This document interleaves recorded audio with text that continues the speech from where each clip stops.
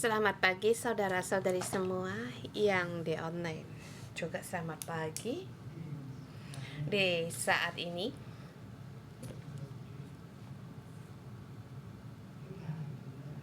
Di hari libur, bertemu dengan kalian sangat gembira.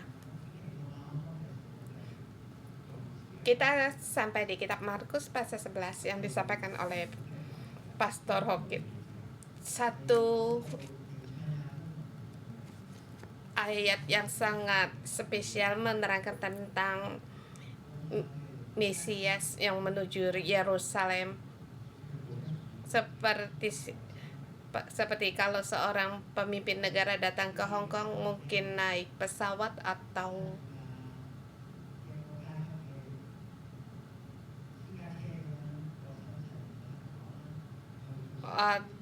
dari Shenzhen naik mobil pribadi datang ke Hong Kong, dan masing-masing sangat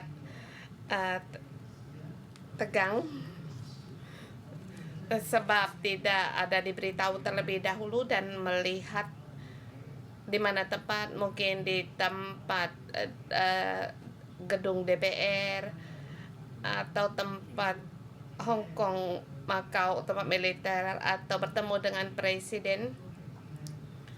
Sekarang Yesus seketika datang di Yerusalem dalam situasi yang demikian. Kamu tebak apa yang dilihat oleh Yesus? Apakah Yesus akan menginap di Yerusalem? Kebanyakan akan dalam situasi yang demikian, dan kita di hari ini di Markus pasal 11. Raja Mesias seketika tiba-tiba datang di Yerusalem, dan kita melihat apa yang ia kerjakan. Pertama, dia tidak datang dengan duduk pesawat terbang atau mobil kerja. Di zaman itu, kalau seorang bangsawan atau raja datang ke Yerusalem, kebanyakan mereka akan menunggangi kuda. Waktu masuk ke kota, mereka akan menunggangi kuda. Tetapi kita lihat Yesus, dia dengan menunggangi keledai dengan kerendahan hati. Dia bukan seperti pasukan, dan juga di tempat yang sangat fanatik, dia mengutamakan terlebih dahulu untuk melihat bait suci.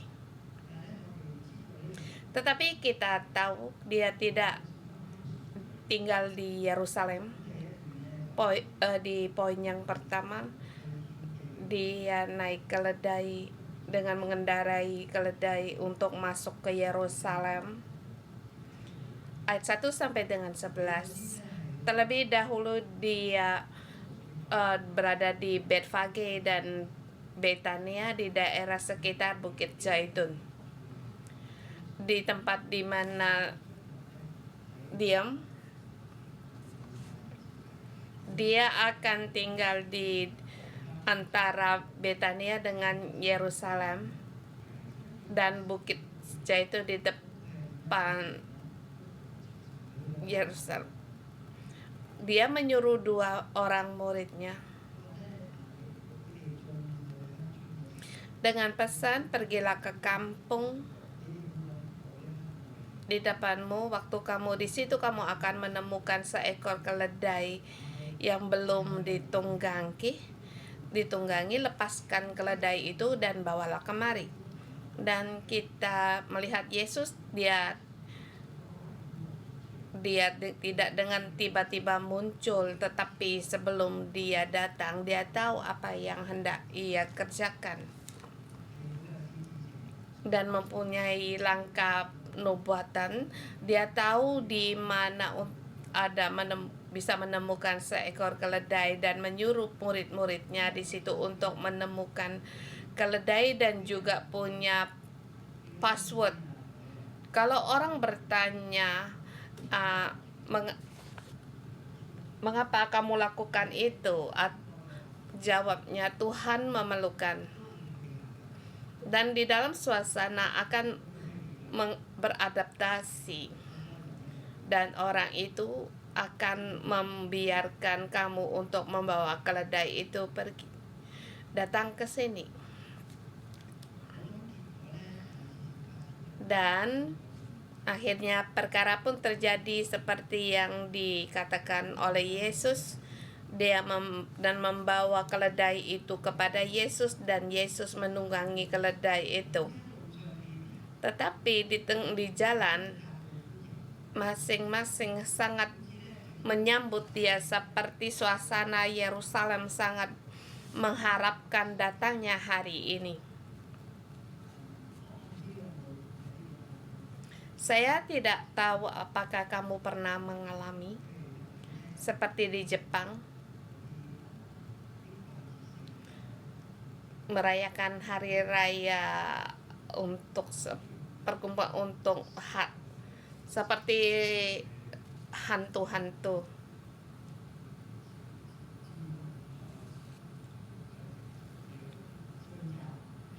Tempat perkumpulan itu akan menjadikan tempat yang menjadikan tempat perhatian, seperti kita katakan dilakukan jam 7, jam 4 sudah sore, sudah banyak orang mempersiapkan tempat itu untuk menyambut suasana itu. Atau sehari sebelumnya atau seminggu sebelumnya orang-orang sudah mempersiapkan. Kalau kamu sampai di tempat banyak orang berdiri di sekitar situ, maka kamu akan tahu bahwa sesuatu akan terjadi. Dan Yesus dengan menunggangi keledai masuk ke Yerusalem, dia tidak memberikan satu pengumuman atau mengutus para mata-mata atau para pekerja untuk memberitahukan orang mempersiapkan. Tetap sepertinya waktu dia datang, orang sudah siap menyambutnya.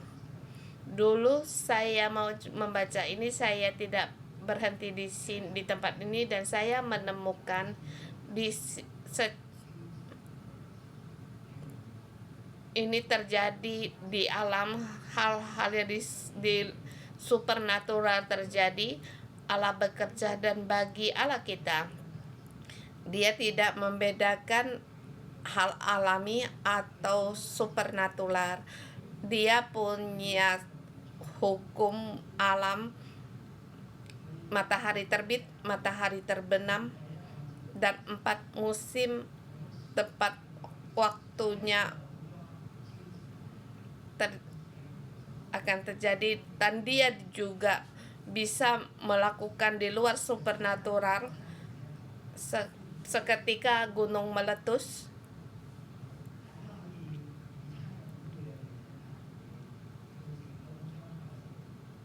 orang bisa mendeteksi di Jepang akan ada gempa,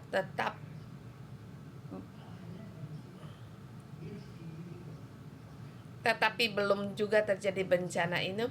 Tetapi kita tahu sesuatu, kalau perkara ini terjadi, maka kita akan membedakan satu hal yang alami atau di luar hal yang supernatural. Allah yang berkuasa di atas alam, baginya tiada batas. Dan barusan saya ke Makau melayani, saya melihat banyak perkara yang situasi yang demikian. Seperti ada seorang saudara, dia timbul permasalahan. Dia tidak memberitahukan kepada orang lain, tetapi ada pesan yang terjadi, muncul kemudian.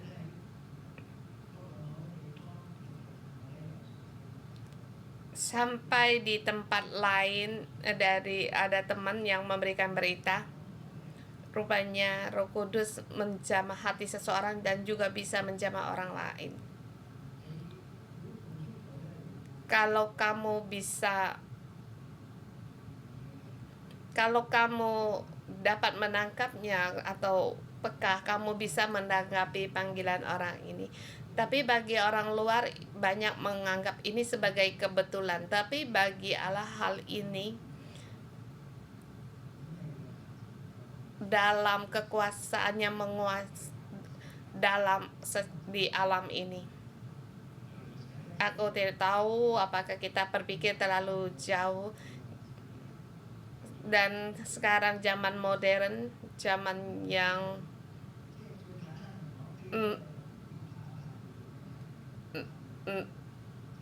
seperti nuklir ya.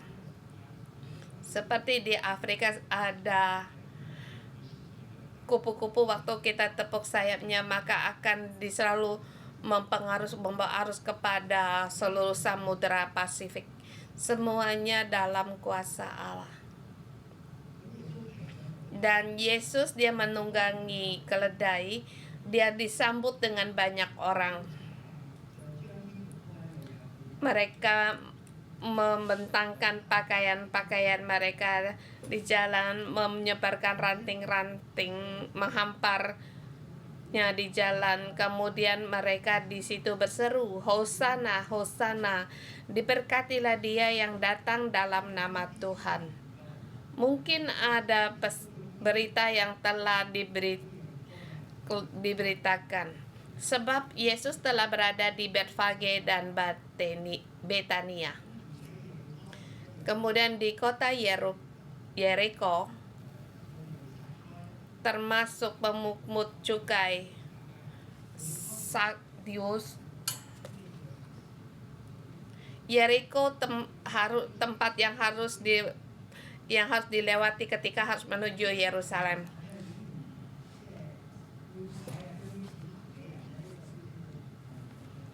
Dan orang pemungut cukai ini uangnya dia bertobat, uangnya dikembalikan kepada banyak orang. Dan desas ini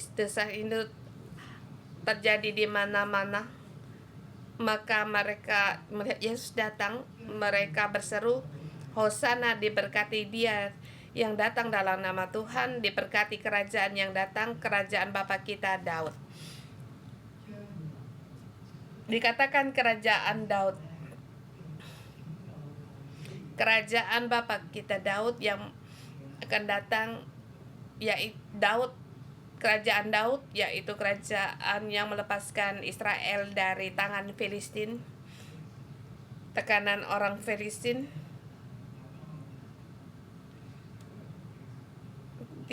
melepaskan mereka dari tekanan orang bangsa asing. Di sini mengatakan tekanan batin,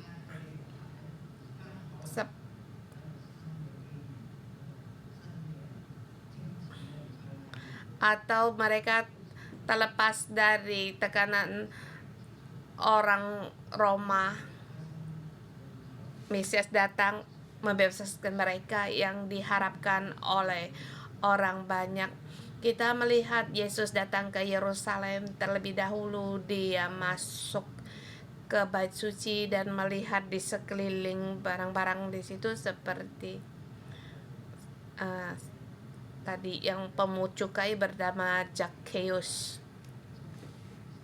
Seperti kita kalau ada tamu datang, kita juga memperlihatkan juga tempat-tempat kita. Dan Yesus dia di bait suci yang disebut dengan rumah Bapa, tempat di mana bangsa-bangsa berdoa. Yesus datang, dia melihat, dia tidak mengucapkan apapun. Kemudian mereka sampai ke Betania.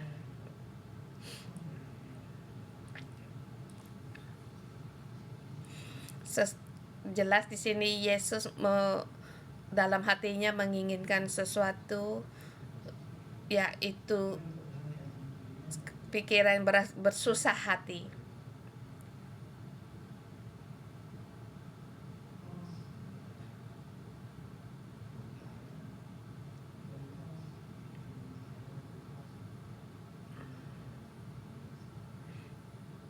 Mungkin karena Yesus terhadap penyembah masa itu terhadap orang Yahudi, cara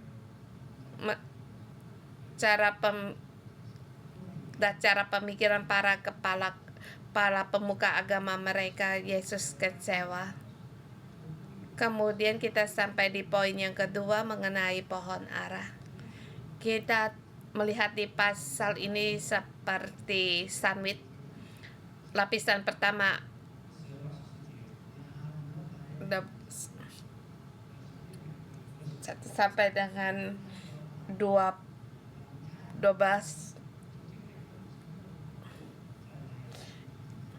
Yang di tengah mentahiskan bait suci. Dalam dua hal harus menyucikan bait suci, dan sebab tempat ini tidak lagi disebut tempat rumah doa bagi segala bangsa, tetapi menjadi sarang penyamun, satu bangunan yang dikerjakan tidak lagi menjadikan tempat untuk menyembah Allah. Waktu Yesus keluar dari Betania, dia melihat pohon ara. Dia ingin mencari buah dan memakannya, tetapi pada saat itu hanya daun-daun saja. Kemudian kata Yesus, jangan lagi seorang pun makan buahmu selama-lamanya, dan murid-muridnya pun mendengar. Buah ara juga merujuk satu rujukan bagi orang Israel, dan buah ara itu merujuk Israel, dan pohon zaitun juga Israel.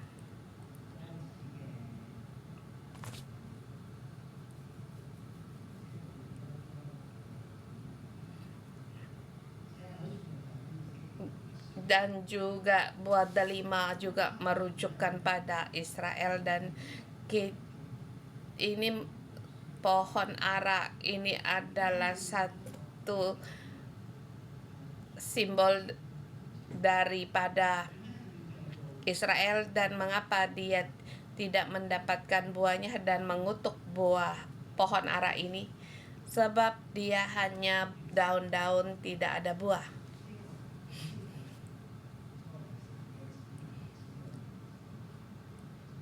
Yaitu umat Israel, dia umat Allah, dia hanya daun-daun saja, tidak ada buah, tidak berbuah, tidak menunjukkan kekuatan hidup, semangat hidup. Dan pohon ara juga demikian di musim semi. Daun-daun belum lagi menjadi daun untuk menjadi buah sudah muncul, dan waktu daun-daun muda telah menjadi dedaunan besar, sesungguhnya buah ara sudah matang. Ini musim pertama. Musim kedua, pada saat daun-daun ini telah bertumbuh, hasil panen pertama buah ara akan memanen hasil yang kedua.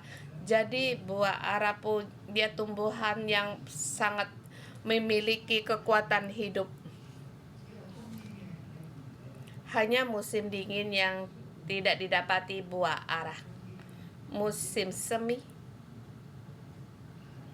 musim panas, musim gugur, kebanyakan ada buah ara. Seharusnya ada daun-daunan, didapati juga buah ara.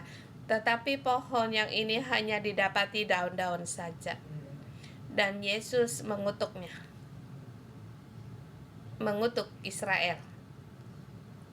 suku yang tidak menghasilkan buah, yang menyebut dirinya umat Allah, tetapi hatinya jauh dari Allah.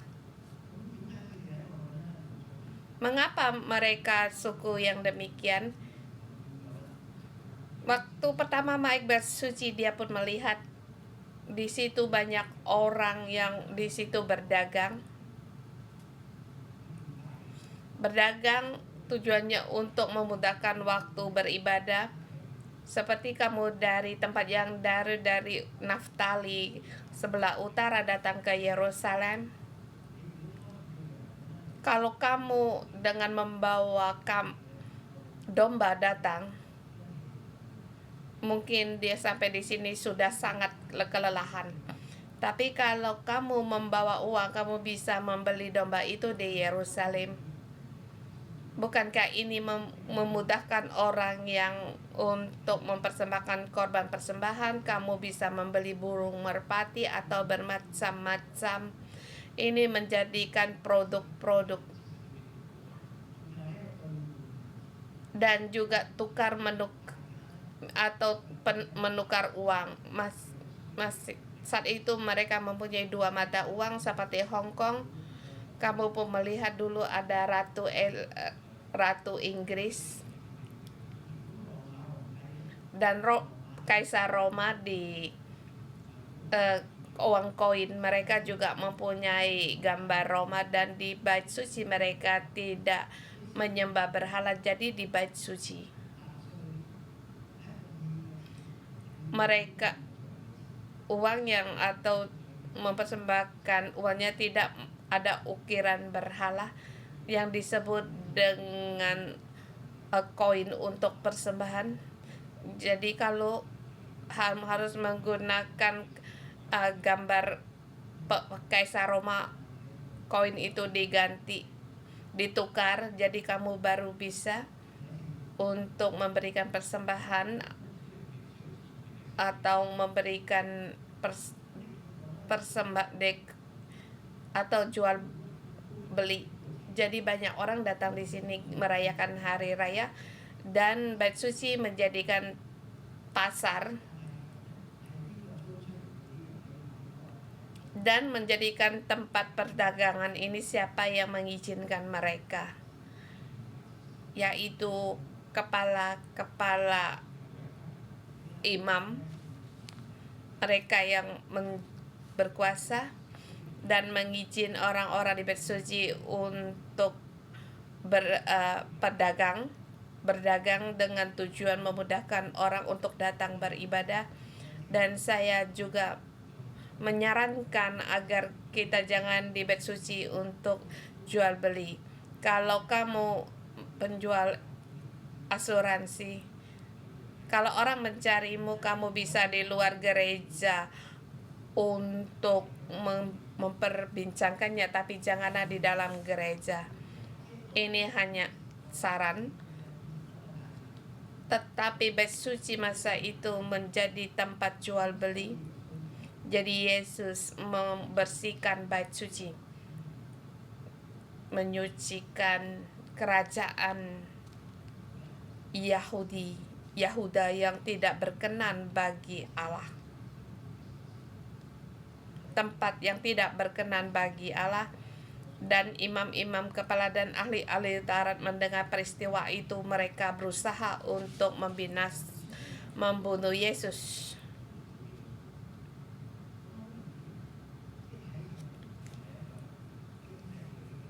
Kita jelas di sini karena ada dalam keuntungan dalam perdagangan dan juga bentrokan dalam keagamaan. Dengan dasar apa kamu menghalangi aku melakukan hal ini? Kemudian sampai waktu malam hari, Yesus keluar kota. 7:18 sebelumnya, mereka ingin membinasakan Yesus, tetapi takut kepadanya, sebab apa yang dikerjakan Yesus itu tepat.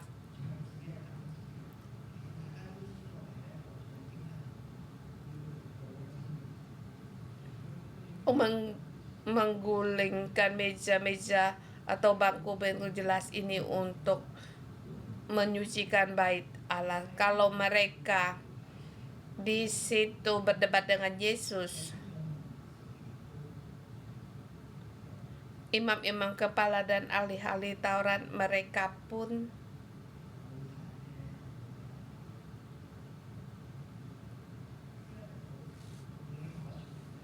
tidak dapat berkata apa-apa.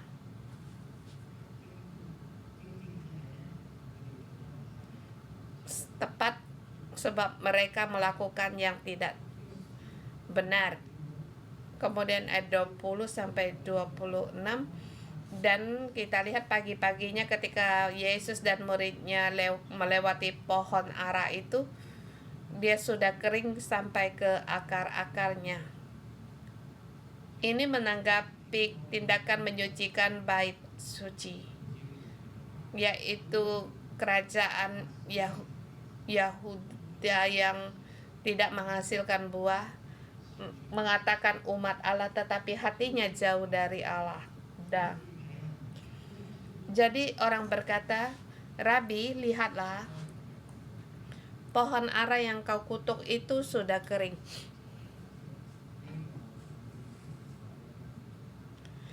Kerajaan Israel yang lama akan diganti kerajaan Mesias, kerajaan Daud, kerajaan Mesias akan datang.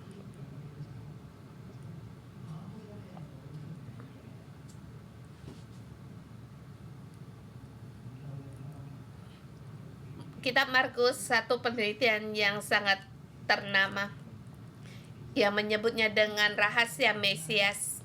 Yesus apakah Mesias? Apakah dia akan menjadi raja? Mesias adalah yang diurapi menjadi raja. Bagimu, apakah Yesus menjadi raja? Waktu dia lakukan demikian, banyak orang melihat dia adalah Mesias surgawi. Dia punya kuasa, dia bisa menyembuhkan roh jahat, menyembuhkan penyakit, dan kuasa mengampuni. Tetapi dia tidak ingin orang mengetahui kalau dia adalah Mesias. Ini adalah rahasia mengapa dia tidak mau orang tahu, sebab Yesus, dia bukan Mesias politik. Dia tidak melakukan revolusi politik menggulingkan pemerintahan Roma. Kalau kamu satu bernama Simon,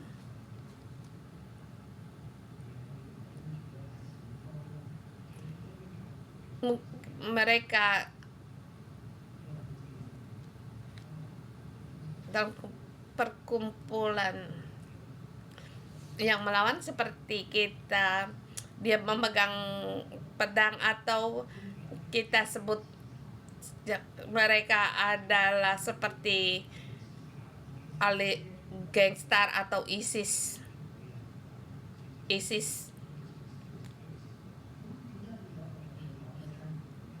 Mengapa ada mereka anggota ini Simon yang mengikuti Yesus? Sebab dia mengira Yesus dialah orang yang akan menggulingkan pemerintahan Roma. Kalau perkara ini terjadi sebelum dewasa, maka Roma akan melihat Yesus sebagai orang yang melawan kerajaannya, menjadikan dia menjadi pemimpin, membuatkan revolusi masyarakat.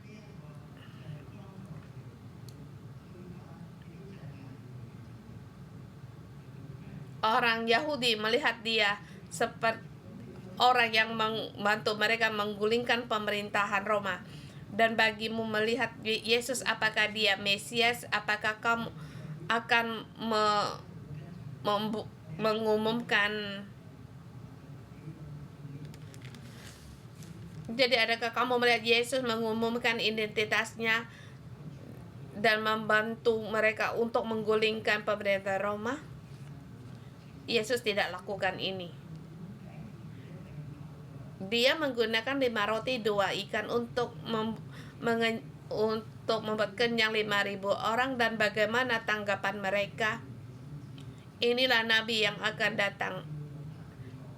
Dan mereka berkata, kita mengangkat dia menjadi raja. Dalam masyarakat yang sangat miskin, yang dijajah oleh Roma sampai mereka tidak punya makanan untuk dimakan, dan sekarang Yesus memberikan mereka makan. Mereka langsung terpikir, bukankah dia pemimpin politik yang akan membantu kita untuk menggulingkan pemerintahan Roma? Tapi Yesus datang. Dia bukan menjadi pemimpin politik, tetapi apakah dia Mesias? Dia adalah Mesias, tapi Mesias yang menderita. Dia Mesias yang tidak mengendarai kuda putih, tetapi dia Mesias yang menderita. Jadi banyak orang yang tidak dapat menerima kenyataan ini, dan Petrus mengaku bahwa dia adalah Mesias, anak Allah yang hidup. Tetapi pada Yesus berkata, aku akan menderita dan akan mati di tangan orang-orang imam kepala dan ahli-ahli Taurat, akan dibunuh.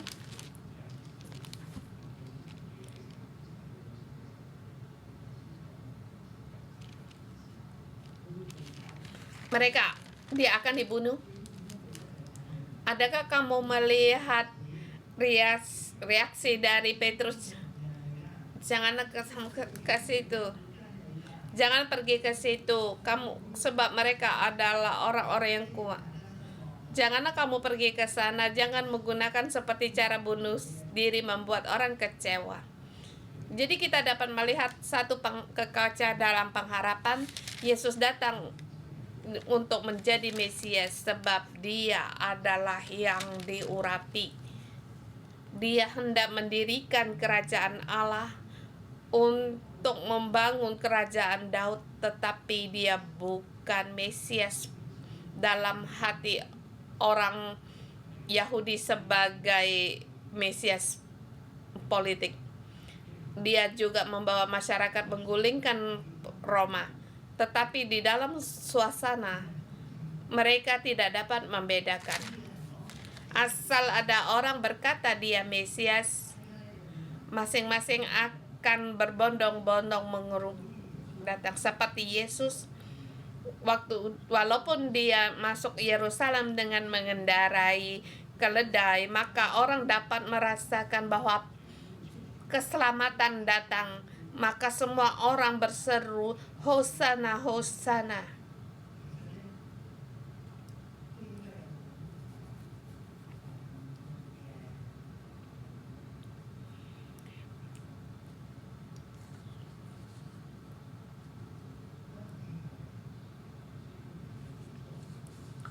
Sebenarnya ada situasi yang tidak jelas perasaan mereka. Nanti kita membaca ayat ini, kita perlu untuk merenungkan kembali kita terhadap Yesus dan punya pandangan yang masing-masing. Kalau kamu sekolah di sekolah Kristen, kalau hari Natal kamu akan mengatakan bahwa Yesus adalah Santa Claus, memberikan hadiah, percaya Yesus mendapatkan hidup yang kekal, dan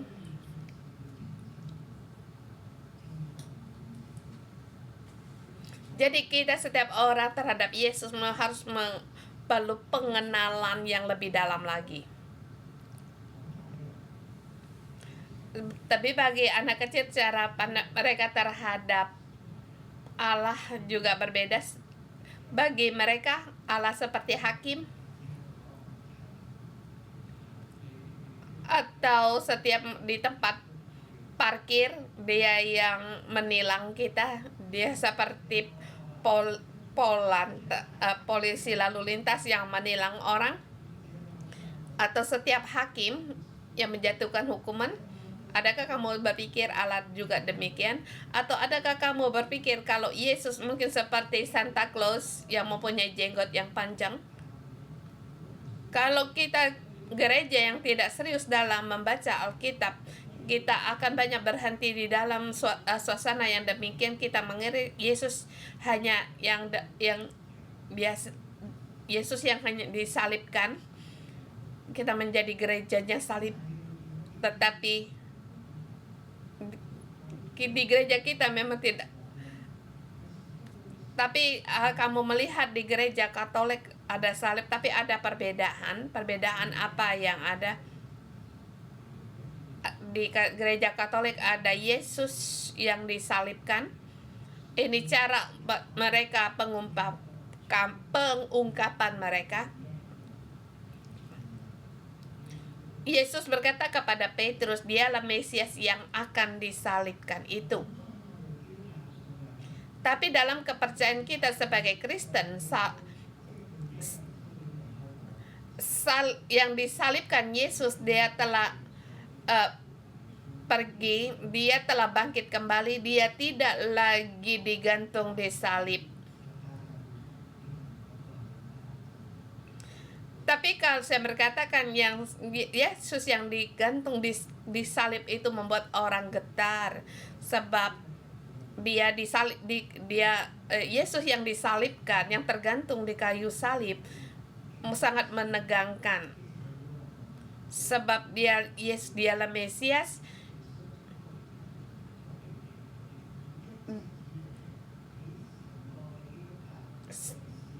Yesus telah bangkit kembali. Jadi dalam perkara dalam revolusi masyarakat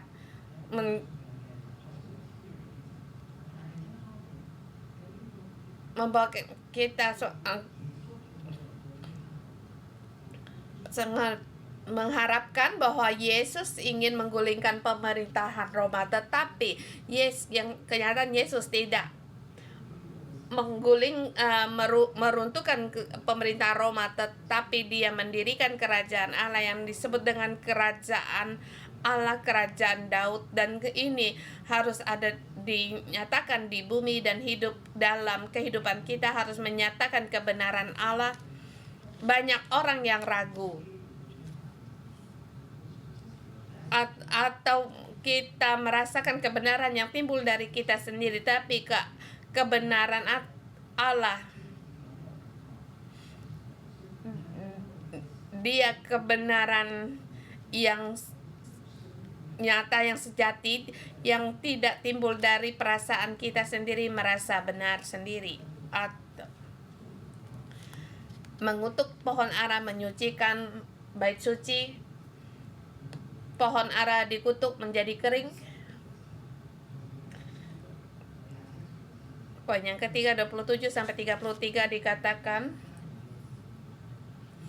akan berdebat antara kuasa di bumi dengan kuasa yang dari surga. Di situ Yesus dan murid tiba pula di Yerusalem. Mereka berjalan di bait suci. Dan di situ datanglah imam-imam dan ahli Taurat dan tua-tua bertanya kepadanya, dengan kuasa manakah engkau melakukan hal-hal itu? Siapa yang memberikan kuasa padamu sehingga engkau melakukan hal itu? Mereka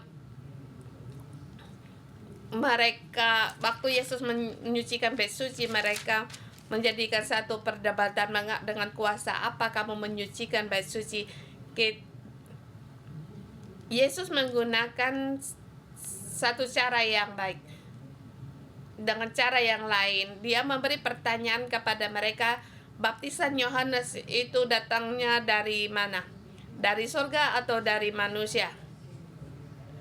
Baptisan pertobatan, pengampunan itu datang dari mana? Dia bertanya para penguasa ini. Kita melihat cara pendapat mereka saling memperbincangkan. Jikalau dikatakan dari sorga, Yesus akan bertanya kepada mereka, "Mengapa kamu tidak percaya kepadanya? Mengapa tidak mengikuti Yohanes? Mengapa tidak menerima baptisannya?"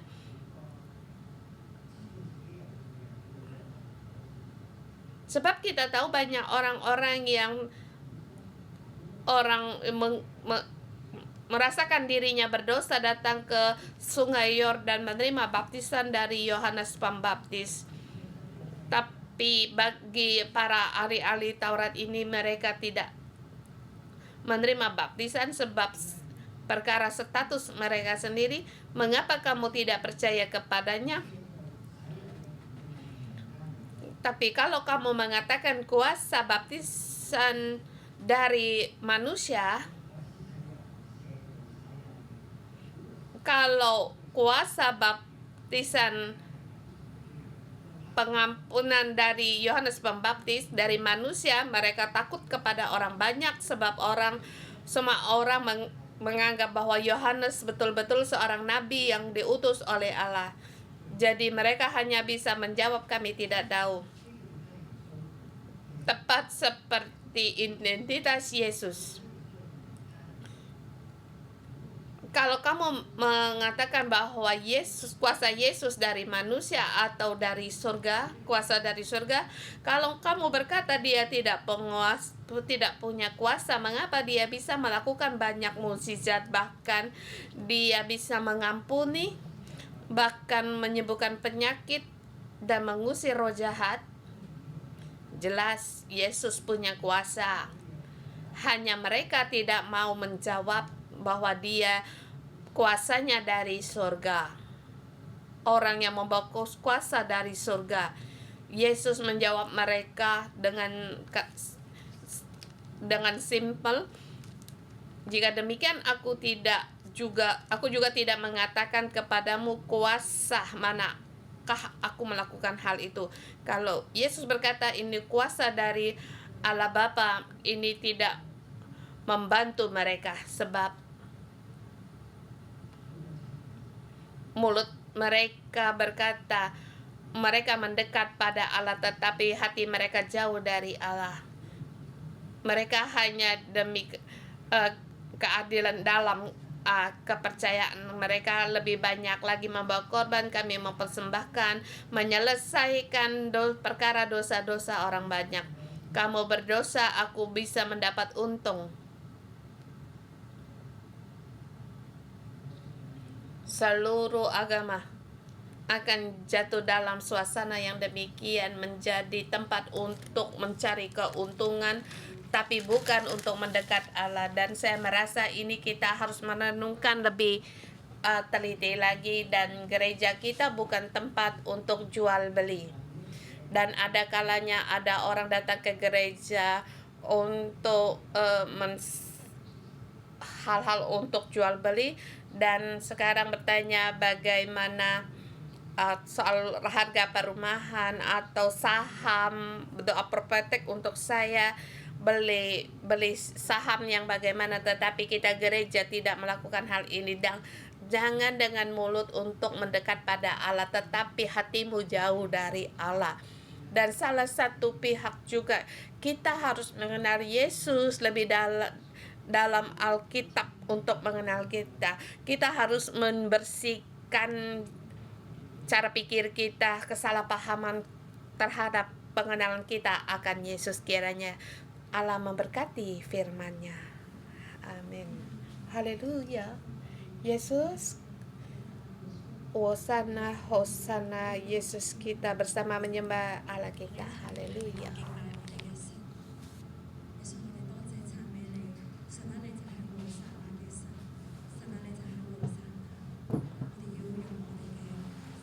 Hosana, Hosana, Engkau Allah yang maha tinggi. Dia yang datang dalam nama Tuhan. Terpuji.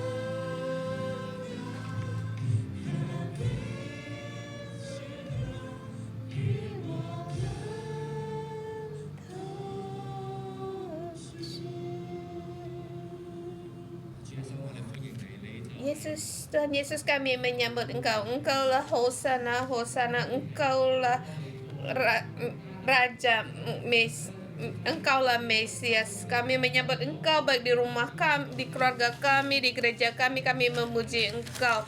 Saudara semua, mari kita berdoa terlebih dahulu untuk kita secara pribadi dan di keluarga kita menyambut Yesus di hidup kita, di gereja kita. Kalau kamu terpikir bagimu orang rumahmu belum percaya Yesus atau memberkati orang rumahmu, ayah ibumu, atau anak kita bersama damai kita menyambut Yesus dalam hidup kita, menjadi raja di dalam hubungan suami istri, di dalam hubungan keluarga kita, dan orang rumah kita yang belum percaya Yesus percaya pada Tuhan Yesus. Mari kita berdoa bersama.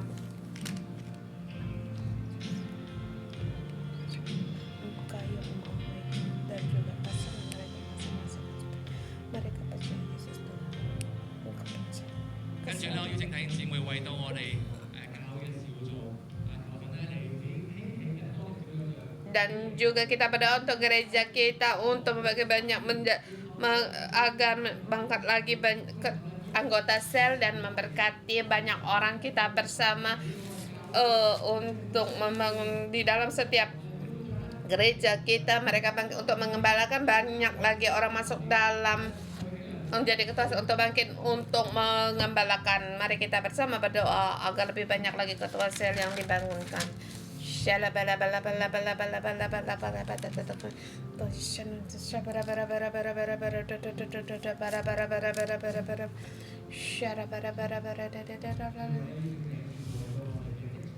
juga kita sekarang berdoa untuk kota kita, tempat kerja kita, pemasaran, dan memberkati gereja menjadi kota pokok kegirangan, dan juga di dalam kota kebenaran, memberkati pemerintahan kita agar para pejabat pemerintah yang percaya Tuhan Yesus di dalam Yesus yang berkuasa menjadi kota yang sejati.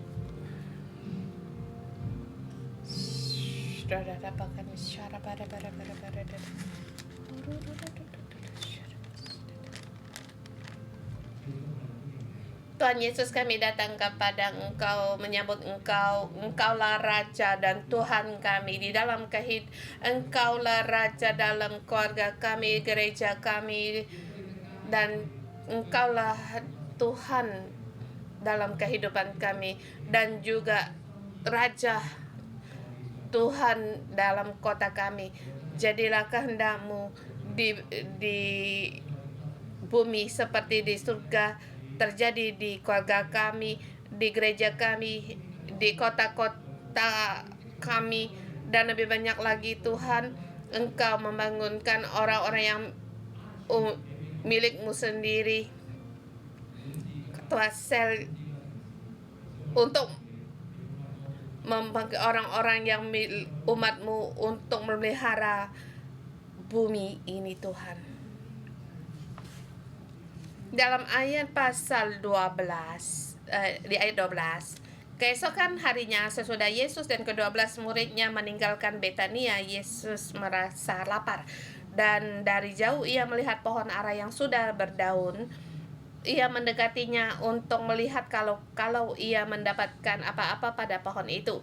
Tetapi waktu ia tiba di situ, ia tidak mendapat apa-apa selain daun-daun saja, sebab memang bukan musim buah ara. Hari ini pohon ara itu merujuk atau mewakili Israel dan juga kita, mewakili kita setiap orang. Kalau Yesus masuk ke kota, menghadapi kita, setiap orang, apa yang hendak ia katakan? Dia berkata, berbuah yang lebat, atau tidak mendapatkan sesuatu. Dia berkata berbuah lebat atau tidak mendapatkan sesuatu. kita masuk di dalam jiwa kita, mohon Roh Kudus untuk masuk di dalam, menuntun kita setiap orang, kerinduan kita. Hari ini datang di renungan pagi, Tuhan membawa kita untuk melihat pohon ara kita ini. Setiap hari Allah melihat pohon ara kita. Allah tahu kita pohon yang bagaimana. Allah tahu adakah kita berbuah. Dan hari ini kita di dalam kerohanian kita. Mohon Allah membawa kita, menuntun kita setiap orang bagaimana dengan buah ara dalam kehidupan kita.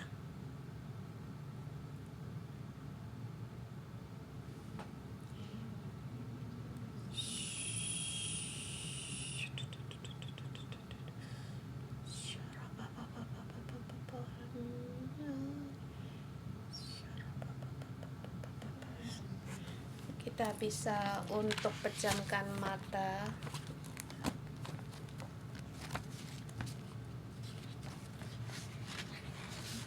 Sebab Roh Kudus, agar kiranya aku dapat melihat diriku sendiri.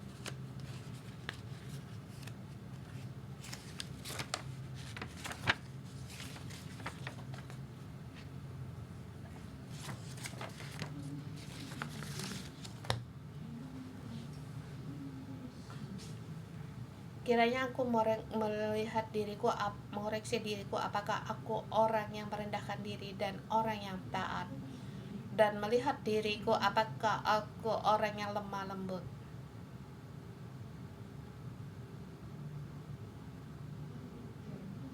Adakah kesabaran dalamku? Pada saat orang menjengkelkan aku, adakah aku dengan bersabar? Kalau orang menyalahkan aku, adakah aku kesabaran? Adakah pengendalian diriku?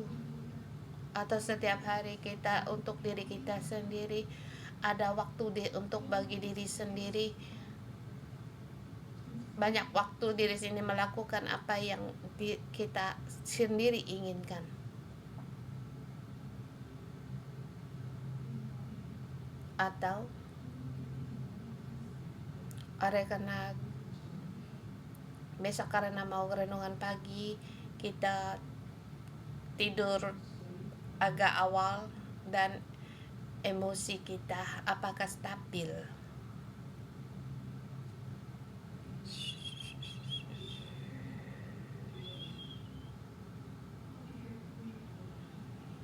Atau kita sering marah terhadap pendamping kita, terhadap anak-anak kita. Dalam pelayanan di gereja, adakah kita bersemangat? Atau kita hanya berada di tempat kenyamanan kita sendiri? Kita tidak berani keluar untuk melayani Allah.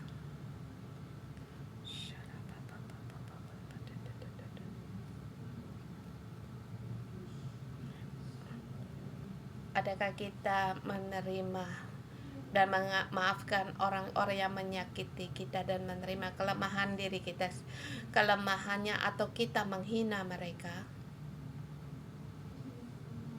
Kamu sebagai ayah, sebagai ibu, ketua sel, adakah kamu bersedia bertanggung jawab kepada domba-dombamu sebagai teladan bagi domba-dombamu, sebagai ayah dan sebagai ibu? Adakah sebagai berprinsipkan kepada Allah? Yesus bagaimana menerima kita? Tapi selamanya kamu selalu menyalahkan dirimu sendiri, tidak mau menerima situasimu.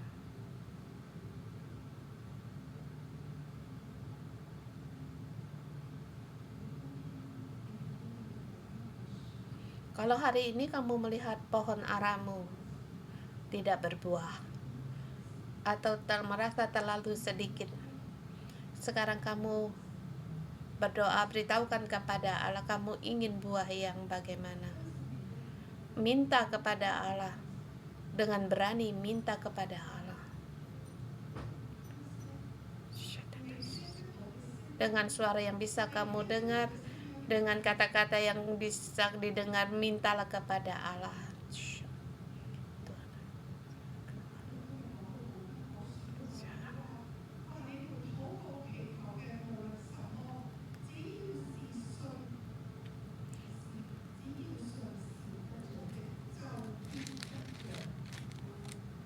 Sebab mengenai pohon ara, Yesus berkata, apa saja yang kamu minta dan berdoa, percayalah bahwa kamu telah menerimanya, maka hal itu akan diberikan kepadamu.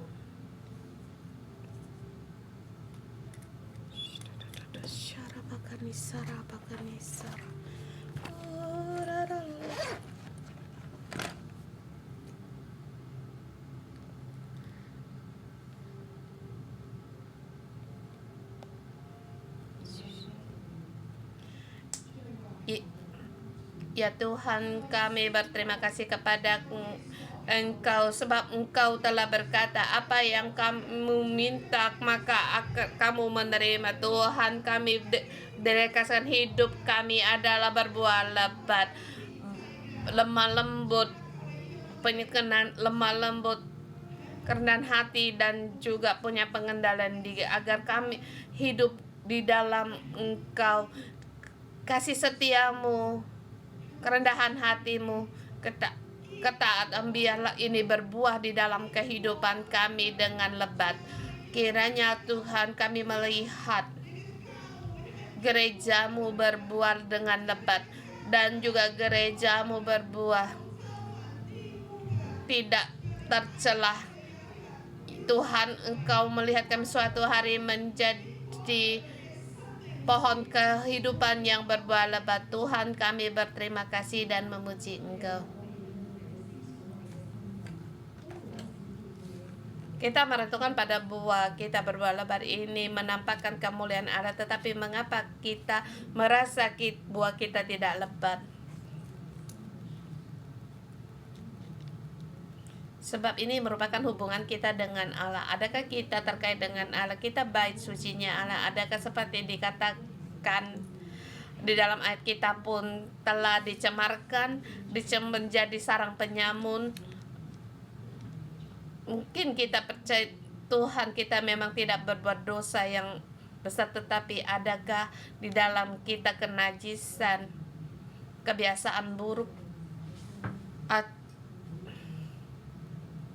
atau hubungan kita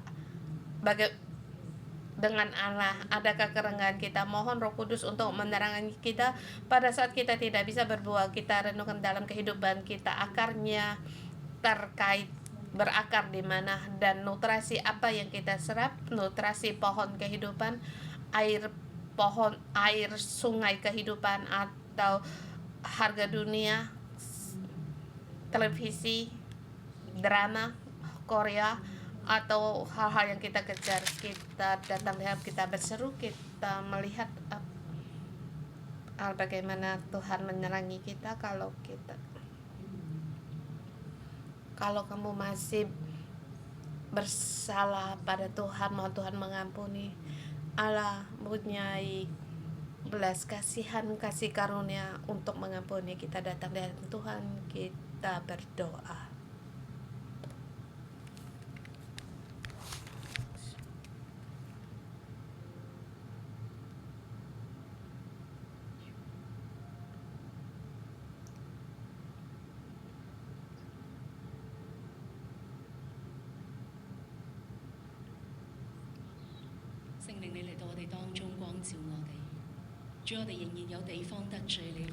Tuhan, ampuni kami bersalah kepada Engkau.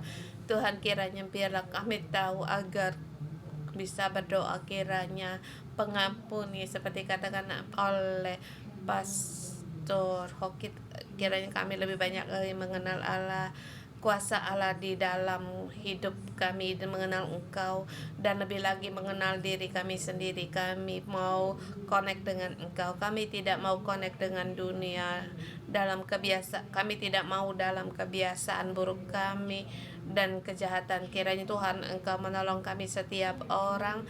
Kami tidak mau menjadi seperti umat Israel dengan mulut mendekat Engkau, dengan bibir kami mendekat pada Engkau, tetapi hati kami jauh dari Engkau. Tuhan, ampunilah kami. Kami tidak mau menjadi umat yang demikian, tetapi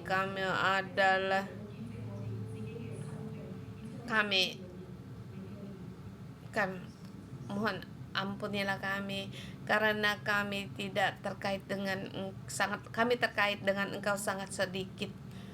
Mohon Engkau ampunilah kami, beri kami kekuatan agar kami bisa melawan dunia yang tidak berkenan bagi Engkau, agar kami menjadi orang yang berkenan bagimu, dan pujian kami berkenan bagimu, sebab kami tidak mau menjadi umat yang dengan mulut mendekat padamu, sedangkan hati kami jauh Engkau. Mari kita bersama doa, kita mohon kepada Tuhan untuk menghapuskan segala kebiasaan buruk harga duniawi dan kita harus lebih dalam lagi mendekat pada Tuhan Allah kita. Mari kita berdoa.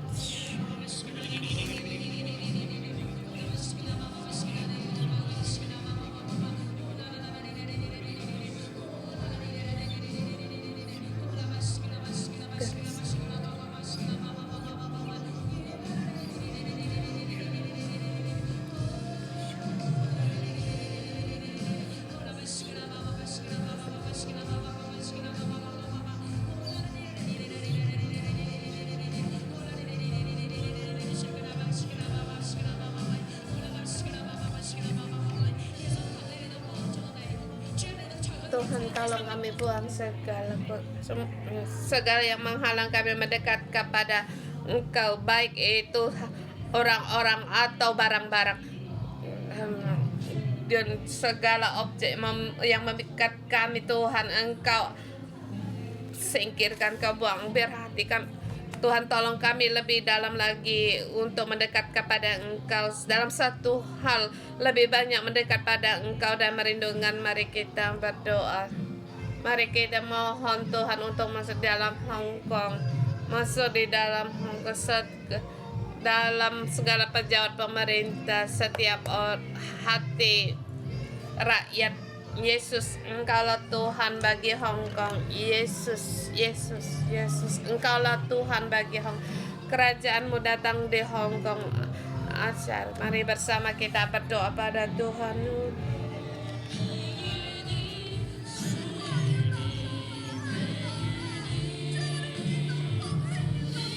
Kebangkitan rohani terjadi di Hong Kong.